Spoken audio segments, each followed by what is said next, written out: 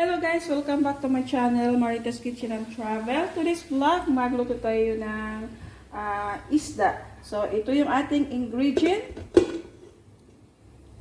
Hiniwa ko na guys, nilinisan ko na siya. Hiniwa ko siya ng pagganito. Ayan.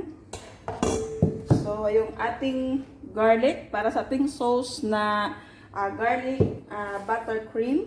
Mayroon ako ditong carnation. Yung gagamitin ko guys is cold water. So, black pepper, white pepper, and then salt, and black pepper. So, yung ating flour. Okay.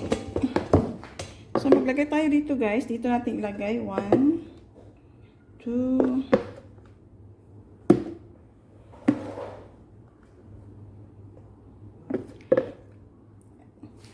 konti lang. 4. Tapos lagay natin yung ating black pepper. White pepper.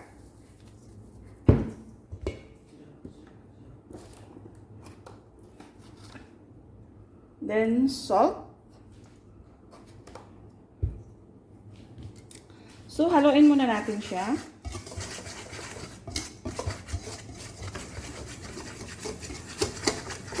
Mag-add din ako ng paprika powder, a little bit.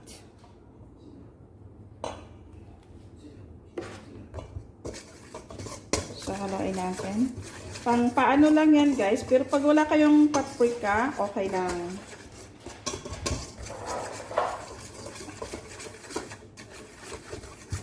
So, i-add natin yung ating cold water. Idahan-dahan lang natin, guys.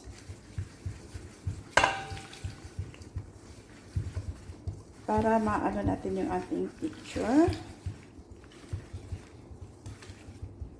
Kasi isang isda lang naman to eh, kaya ayaw kong damihan yan.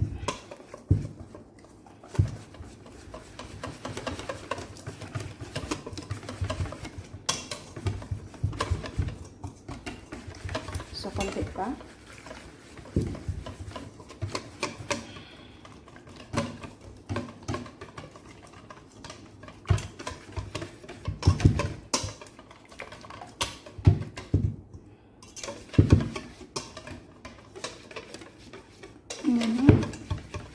So, okay na siya guys, yung ating picture. So, ano muna natin siya dito sa at saka lagyan natin siya ng salt. So, yung ating isda rin, lagyan natin siya ng salt.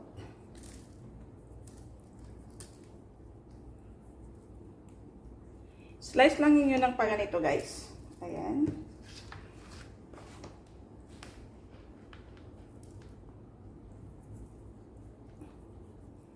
Yung isda na sibas, tsaka black pepper.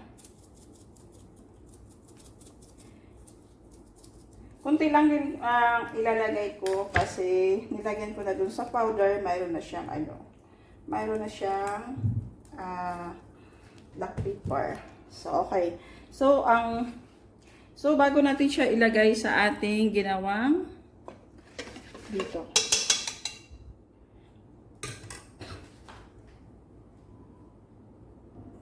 Bago ko siya i-dip dito guys, lagyan ko muna siya ng cornstarch.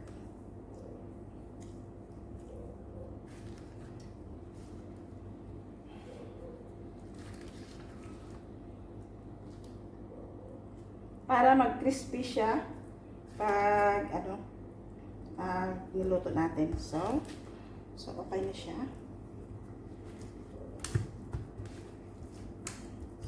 Ayan. So, i-dip natin siya dito.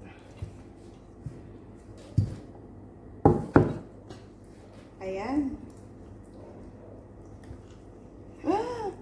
Okay. So, ganito lang siya. Ayan, i-dip natin siya dito. Lagyan din natin siya dito sa loob. Ayan, iganyan natin siya guys. Para magkaroon siya ng crispy yung pagka-prito niya at saka yung ayun. Ayan.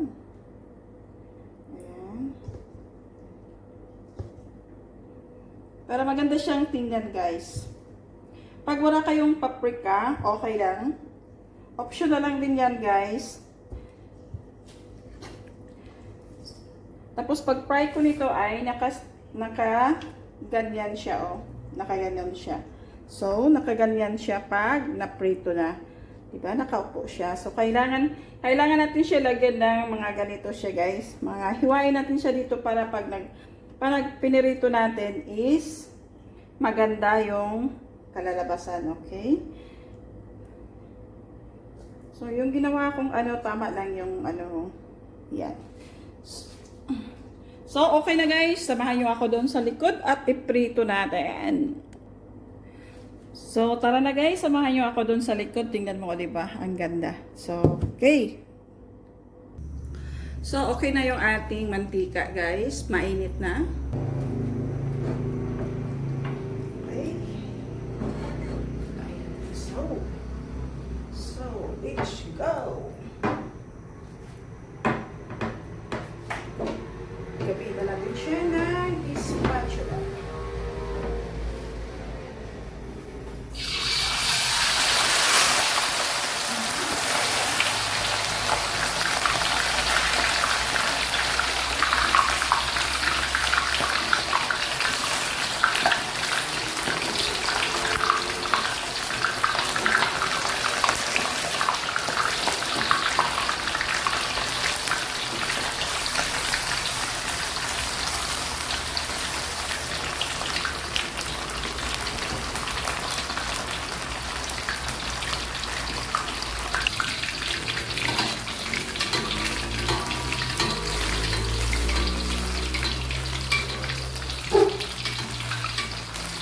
Maliit yung aking kawali guys, kaya kailangan natin i-move ng konti.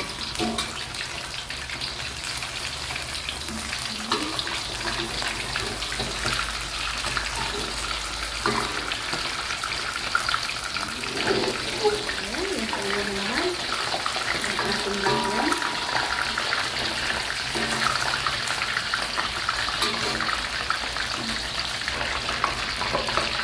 Balik pa rin natin siya. Bagay natin siya.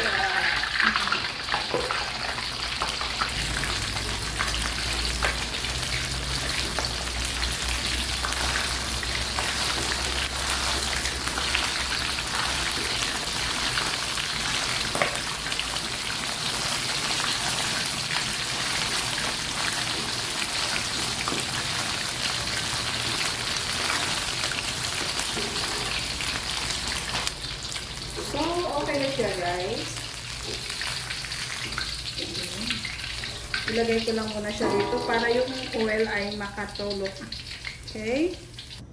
Gamitan ko muna siya guys ng kunting oil para hindi masunog yung ating garlic.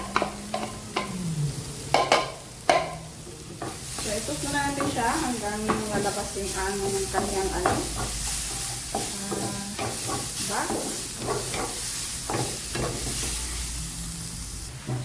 So, mag-add ako ng butter. 2 tablespoon ng butter.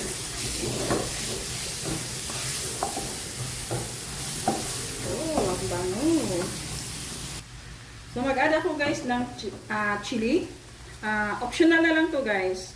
Kung ayaw nyo ng chili, is okay. Yung ating milk.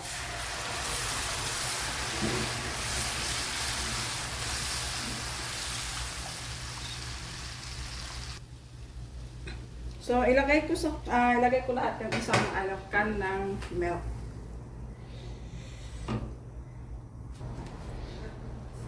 Then, mag-add ako ng sugar. Chicken cube is half only.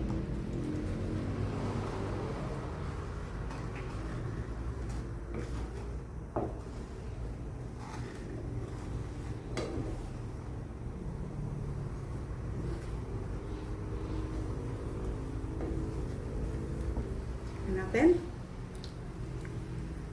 Okay, a little bit more salt.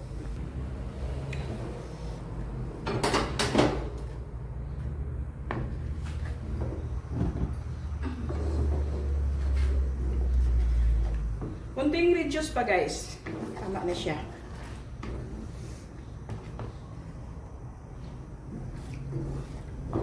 Okay, yung lasa niya is okay na.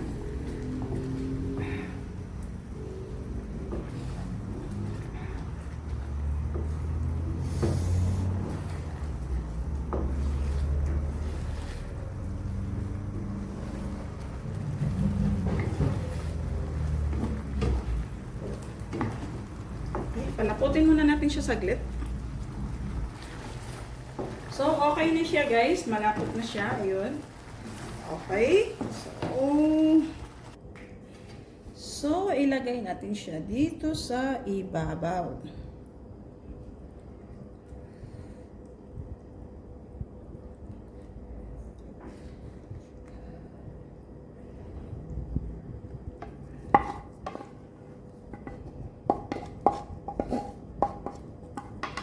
Okay. So, ito na guys, yung ating fried fish with garlic butter cream. So, sana magustuhan nyo ang recipe kong ito at like, paki-subscribe guys. At paki-ring naman yung bell para update po kayo sa mga susunod kong video. At paki-share na lang din po guys. Comment. Thank you for watching. God bless. And see you in my next video.